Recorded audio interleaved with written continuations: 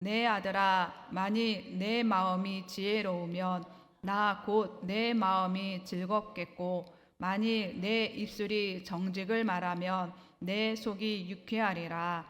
내 마음으로 죄인의 형통을 부러워하지 말고 항상 야훼를 경외하라. 정령이 내 장래가 있겠고 내 소망이 끊어지지 아니하리라. 내 아들아, 너는 듣고 지혜를 얻어 내 마음을 바른 길로 인도할지니라. 술을 즐겨하는 자들과 고기를 탐하는 자들과도 더불어 사귀지 말라.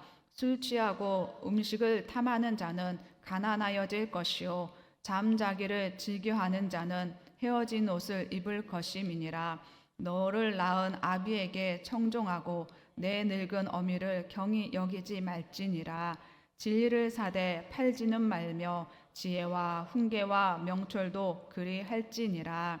의인의 아비는 크게 즐거울 것이요 지혜로운 자식을 낳은 자로 말미암아 즐거울 것이니라. 내 부모를 즐겁게 하며 너를 낳은 어미를 기쁘게 하라. 내 아들아, 내 마음을 내게 주며 내 눈으로 내 길을 즐거워할지니라. 아멘. 오늘 본문 말씀을 가지고 하나님 아버지를 기쁘시게 하는 삶이란 제목으로 함께 은혜의 말씀을 나누기로 하겠습니다. 오늘 23장은 잠언 23장은 지혜의 왕 솔로몬 왕이 아들에게 인간의 탐욕에 대해서 조심하라는 그런 지혜의 가르침입니다. 그리고 또 하나님 아버지 대신 하나님 아버지가 자녀된 저와 여러분에게 주시는 말씀인데요. 여기 보면 하나님께서 자녀에게 자녀야 아들아 이렇게 살면 내가 즐거울 거야. 내가 기쁠 거야. 라고 말을 하고 있는데요. 15절에 나 곧 내 마음이 즐겁겠고 16절에 내 속이 유쾌하리라 24절에 그로 말미암아 즐거울 것이니라 라고 말씀합니다. 자녀가 이렇게 살면 아버지가 즐겁다라고 말씀합니다. 하나님 아버지께서도 저와 여러분이 오늘 본문 말씀처럼 살며 즐거워하시고 기뻐하실 줄 믿습니다. 자, 그러면 하나님께서 또 즐거워하시는 기뻐하시는 삶은 어떤 삶인지 본문 말씀을 통해 은혜의 말씀을 나누기로 하겠습니다. 첫 번째로는 마음이 지혜로워야 한다라는 것입니다. 15절에 보면 내 아들아 만일 내 마음이 지혜로우면 나 곧 내 마음이 즐겁겠고 자녀가 지혜롭게 살면 우리 부모님들이 즐거우시죠? 아멘. 근데 요즘 세대는 지혜가 아니라 지식을 강조합니다. 자녀에게 공부 잘해. 그래서 아주 그냥 좋은 성적 거두고 좋은 대학, 명문 대학 가야 돼 하고 부모님들이 강조를 합니다. 지식을 추구하다 보니까 부모가 지식을 추구하다 보니까 지혜는 뒷전이에요. 그래서 자녀도 지혜를 구하기 위해 지혜를 쌓기 위해 그렇게 힘쓰지 않는다라는 겁니다. 고3병이 있듯이 고3 어머니병이 있어요. 왜냐하면 내 자녀가 고3을 수험을 치르는 고3의 그 1년 동안 엄마도 같이 고3 어머니로서 지내야 된다는 그런 강박감이 있기 때문에 그런 어떤 스트레스로 쌓인다라고 해요. 그런데 이렇게 정말 지혜만을 추구하다 보니까 우리 자녀들에게 역기능적인 모습들이 많이 나타나고 있습니다. 국가 행복 지수라는 것이 있습니다. 그 유엔 산하 자문 기구에서 설문조사를 통해 산출해 내는 건데요. 그 국가별로 행복 지수를 보고하는 거예요. 그런데 3년 동안의 통계치를 가지고 평균을 내서 발표를 하더라고요. 2019년에서 2021년까지 한국 행복 지수 평균이 5.94점이라고 합니다. 그러니까 이 5.94를 10점 만점이 5.94인데요. 이때 조사한 나라들 중에 57위였대요. 근데 이때 당시에 미국은 16위, 일본은 54위. 근데 이 그 행복 지수를 그 산출해 내기 위해서 뭐 GDP도 있고 기대 수명도 있고 사회적 지지도 있고 선택의 자유, 아량 뭐 이런 여러 가지 지표를 가지고 산출을 해내는데요. 그 안에 삶의 만족도라는 것도 같이 조사를 합니다.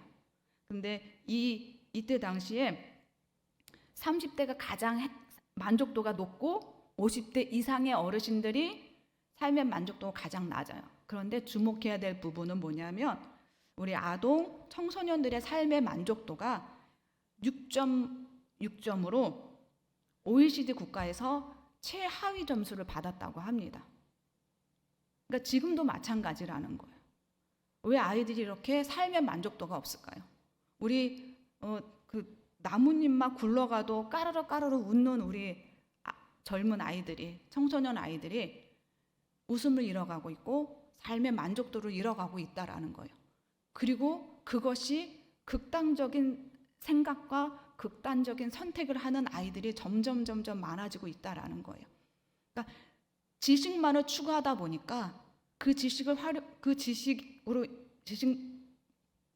인해서 그 역기능적인 그 삶의 모습들로 나타나고 있다라고 하는 거예요.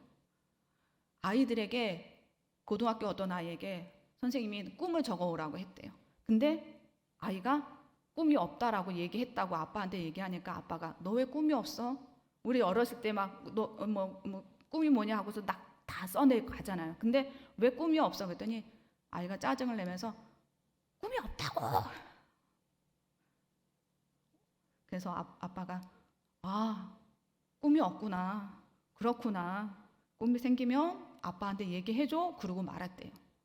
그것처럼 요즘 아이들이 꿈이 없는 삶을 살고 있다라는 거예요. 뭐 유치원 때 초등학교 초반까지만 해도 꿈이 있었을 거예요. 그렇지만 중학교에 가고 고등학교에 가고 지식만을 추구하는 어떤 그 삶의 벽에 그들이 부딪히면서 꿈을 잃어버리진 않았을까 하는 안타까운 생각이 듭니다. 그런데 이런 아이들의 모습이요, 여러분 자녀들의 모습이고 그리고 또 우리 손자 손녀들의 모습이라는 거예요. 결국은 우리 어른들이 그렇게 만들어줬다라는 겁니다. 앞으로 우리 아이들에게 정말 삶의 만족도가 더 향상되고 꿈이 있는 아이들이 더 많아지는 것을 놓고 기도해 주시고 그런 우리 손자 손녀들, 우리 자녀들이 될 수 있도록 여러분이 많이 그들을 위해서 배려해 주시기 바랍니다. 자, 이 지혜는요, 지식을 활용하는 능력입니다. 지식, 물론 하나님께서 주신 선물입니다. 근데 지식만을 가지고 있으면 이렇게 역기능적인 모습이 될 수밖에 없기 때문에 지혜가 같이 있어야 돼요. 지식을 활용할 수 있는 능력, 분별할 수 있는 능력을 같이 갖고 있어야 아이들이 역기능적인 모습이 아니라 내 삶이 어떻게 살아야 될지, 그리고 내가 갖고 있는 지식을 어떻게 활용해야 될지를 알 수 있는 자녀들이 된다라는 겁니다. 또 오늘 성경에 보면 잠언 9장 10절에 보면 야훼를 경외하는 것이 지혜의 근본이요 거룩하신 자를 아는 것이 명철이다라고 말씀해 주신 것처럼 지혜는요, 거룩하신 자를 아는 것, 하나님을 아는 것, 하나님을 경외하는 것이 지혜인 줄 믿습니다. 이렇게 하나님을 경외하는 마음을 가지고 하나님을 아는 지혜를 가지고 지식을 활용해서 정말 하나님께서 원하시는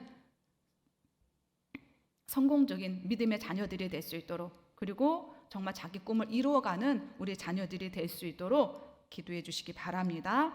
이런 지혜가 저와 여러분에게 있을 때 하나님은 오늘 19절에 보면 바른 길로 인도해 주신다고 말씀해 주십니다. 19절, 내 아들아 너는 듣고 지혜를 얻어 내 마음을 바른 길로 인도할지니라. 우리 성경의 요셉의 그 초반의 인생을 보면 보디발 장군의 집에서 어려운 일을 당하잖아요. 근데 하나님께서 그와 함께 하심으로 말미암아 지혜를 주셔서 그 어려운 순간에, 그 유혹의 순간에 뿌리치고 지혜로운 길로, 바른 길로 나오게 해 주신 줄 믿습니다. 우리가 우리 안에 하나님의 지혜로, 하나님께서 주시는 그 지혜로 가득 찰 때, 어려운 일을 만났을 때 하나님이 그 어려운 길에서 바른 길로 인도해 주시는 은혜를 베풀어 주실 줄 믿습니다. 자, 두 번째로는 하나님을 기쁘시게 하는 삶을 살아갈 수 있는 것은 마음으로 죄인의 형통을 부러워하지 말라라는 것입니다. 17절에 보면 내 마음으로 죄인의 형통을 부러워하지 말고 항상 야훼를 경외하라라고 말씀하십니다. 모든 부모가요, 자녀가 잘 되는 거 바라지 않는 부모 없으실 겁니다. 잘 되고 형통한 삶 살기를 원하실 거예요. 아멘. 근데 여기서 오늘 성경을 보면 죄인의 형통을 부러워하지 말라. 여기서 하나님 없이 세상적인 형통을 부러워하지 말라라고 말씀하시는데요. 마음으로. 자, 여러분, 우리 이렇게 얘기하잖아. 아유, 마음으로 혼자 생각하는 건데 뭐 어때? 이렇게 그냥 쉽게 생각을 하잖아요. 그런데 하나님은 마음으로라도 부러워하지 말라는 거예요. 왜냐하면 마음에 있는 것이 내 마음에만 그냥 조금 지나가는 거야라고 하지만 마음에 있는 것이 결국은 행동으로 나와요. 말로 나와요. 나도 모르게 무의식 가운데 나온다라는 거예요. 그러니까 하나님은 이 세상적인 형통을 마음으로라도 생각으로라도 조금이라도 담아놓지 말라는 거예요. 내 안에 있는 그것이요, 나도 모르게 저 사람 부럽겠네? 저 사람 잘 된 게 너무 부럽다. 그러다 보면 내 마음에 있는 것이 원망불평이 되고 입술로 나와서 나는 왜 이렇게 된다라는 거예요. 거기까지 갈 수 있는 상황이 될 수도 있기 때문에 하나님은 마음으로라도 세상적인 형통을 부러워하지 말라라고 말씀해 주고 계십니다. 그런데 세상적인 사람은 그런가 보다 해요. 그런데요, 여러분, 우리도 알다시피 교회 안에서도 나도 모르게 곁눈질할 때가 있다라는 거예요. 여기 계신 분들은 안 그러시겠지만 제 안에 조금 그런 게 있었어요. 나도 모르게 교회 안에서도 곁눈질을 하더라고요. 처음에 사역을 시작할 때 달란트가 뭐냐고 쓰라는 거예요. 부서장님이. 이렇게 저를 봤는데요. 어머, 달란트 쓸 게 없네요. 근데 옆에 사람은 막 쓰는 거예요. 보니까 진짜 찬양도 잘하고 뭣도 잘하고 뭣도 잘해요. 순간 마음이 확 무너지더라고요. 나는 없는데, 별로 없는데, 쓸 게 없는데. 그러니까 세상적인 사람은 그냥 믿음이 없는 사람들이니까 하고서 잘 내려놓을 수 있는 훈련이 돼 있었어요. 근데 교회 안에서도 그런 곁눈질하는 저의 모습이 보이더라고요. 성경의 말씀에 요한복음 21장 마지막 장에 예수님이 말씀하시는 걸 보게 됐습니다. 예수님이 십자가에서 죽으시고 제자들은 마음이 무너졌어요. 그래서 막 그 소망 없는 삶을 살 때 예수님이 부활하셔서 제자들에게 찾아오십니다. 그리고 그들에게 삶의 생기를 되찾아 주시고 목적을 다시 회복시켜 주시는 21장을 봤을 때 예수님이 베드로에게 내 양을 치라, 내 양을 먹이라 하면서 그에게 사명을 주십니다. 예수님을 따르라라고 사명을 주시는 거예요. 근데 그런 어떤 은혜의 그 말씀에 주님 감사합니다 이럴 줄 알았어요. 근데 베드로가 뭐라고 합니까? 예수님이 이뻐하시는 사랑하시는 저 요한은요.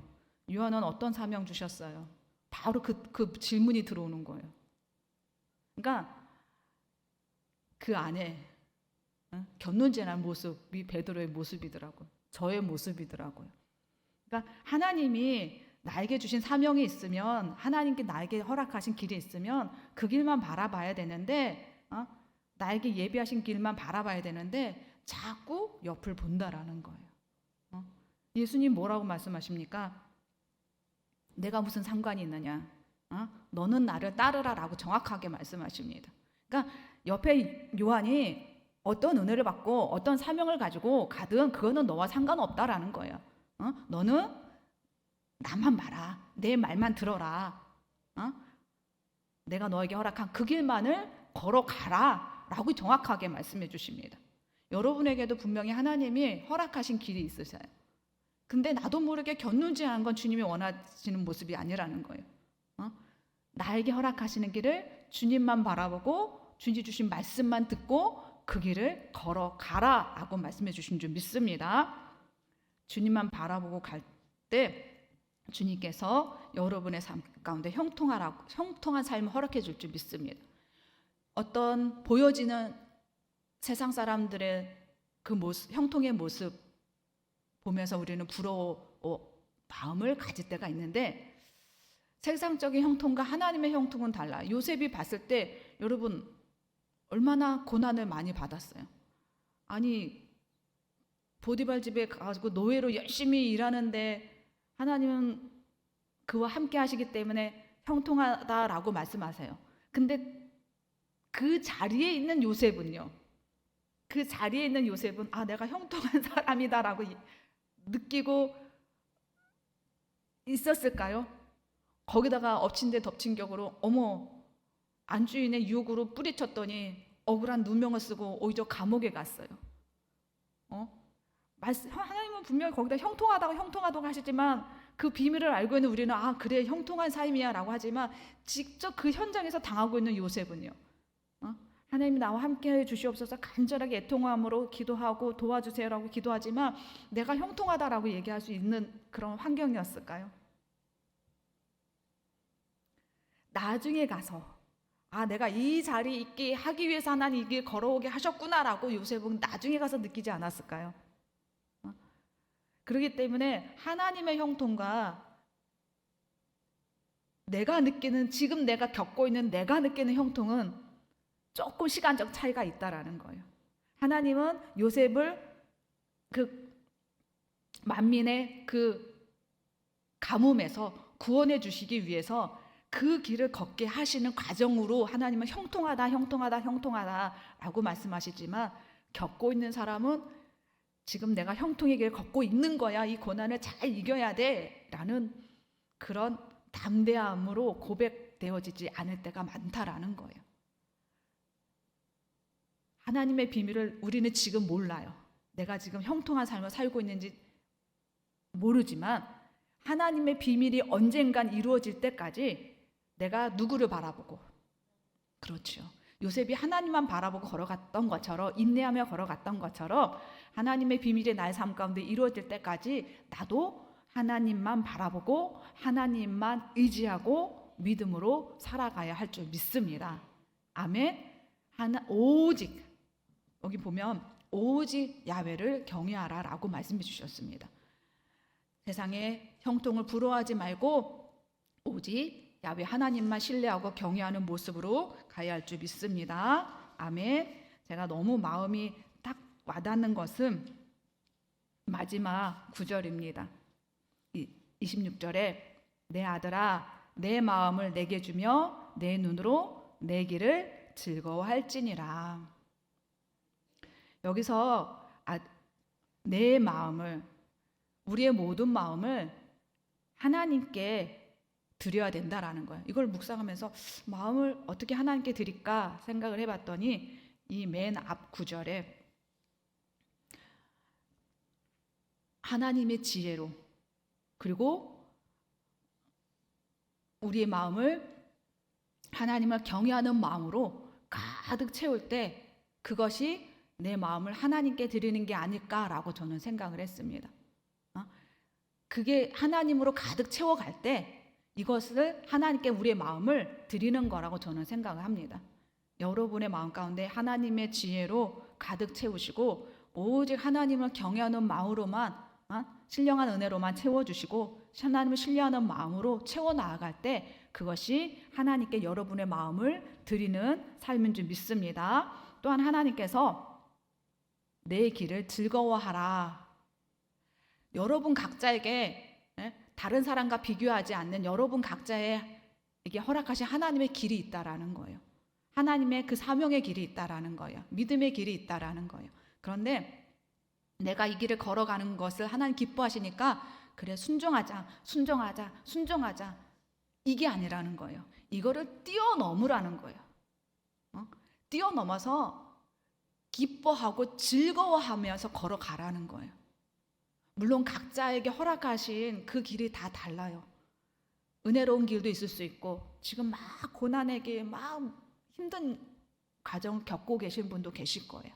근데 하나님은 견눈질 하지 말고 내 옆에 사람이 어떤 길을 가든 겼는지 하지 말고 나에게 허락하신 그 길만을 바라보고 그 길만을 바로 바라보고 주님, 나와 동행하시는 주님을 의지하면서 순종하는 걸 뛰어넘어서 기뻐하라는 거예요. 즐거워하라는 거예요. 이 길을 걸어가는 게 행복하게 걸어가라는 거예요. 만족하면서 걸어가라는 거예요. 이렇게 묵상하면서 때로는 만족하지 못할 때도 있을 때도 있고 힘겨워할 때도 있었는데 하나님이 원하시는 건 내 마음의 중심이, 내 마음이 즐겁게 기쁘게 어떤 길을 간다 할지라도 그것이 하나님께서 나에게 허락하신 길이니까 하나님 제 마음을 다 드리고 그리고 제가 행복하게 만족하게 이 길을 걸어가고 있습니다라고 고백하길 원하신다라는 거예요. 우리 모두가 하나님의 지혜로 하나님의 거룩함으로 하나님을 신뢰하면서 살 때 하나님 기뻐하시지만 또 하나님은 내가 그 길을 기쁨으로 걸어갈 때 더 기뻐하실 줄 믿습니다. 아멘. 여러분이 하루하루 정말 내게 허락하신 그 길만을 바라보고 즐거움으로 기쁨으로 살 때 하나님의 그 기쁨이 느껴지실 줄 믿습니다. 자, 이 시간에 잠깐 기도하고 예배를 마치겠습니다. 좋으신 야훼 아버지 하나님, 하나님의 은혜 속에서 아버지 하나님, 하나님 기뻐하시는 삶을 살아가는 제가 되기 원합니다. 우리 마음 가운데 하나님의 지혜로 가득가득 채워주셔서 늘 하나님을 경외하는 마음으로 믿음으로 살아가게 해주셔서 하나님께서 기뻐하고 즐거워하시는 삶을 살아갈 수 있도록 주님 역사하여 주시옵소서. 무엇보다도 하나님께서는 우리의 마음을 또 하나님께서 예비하신 그 길을 기뻐하고 즐거워하라고 말씀해 주신 줄 믿습니다. 하나님, 기뻐하지도 못할 때가 있었습니다. 아버지 하나님, 즐겁게 생활하지 못할 때도 있었습니다. 그러나 하나님 다시 마음을 돌이키며 아버지 하나님 그 길을 기쁨으로 즐거움으로 만족함으로 걸어갈 수 있는 나의 심령이 될 수 있도록 주여 주장하여 주시고 행복한 삶으로 아버지 하나님 주님 영광 돌리는 삶으로 살아갈 수 있도록 주님 우리의 삶을 주장하여 주시옵소서. 우중입니다. 장마 중에 있습니다. 주님 우리 모든 가정이 어려움 당치 않도록 하나님 지켜줄 줄 믿사오며 주님 안에서 아버지 승리하는 하루 될 수 있도록 도와주시옵소서. 감사드리며 예수님의 이름으로 기도드렸사옵나이다. 아멘.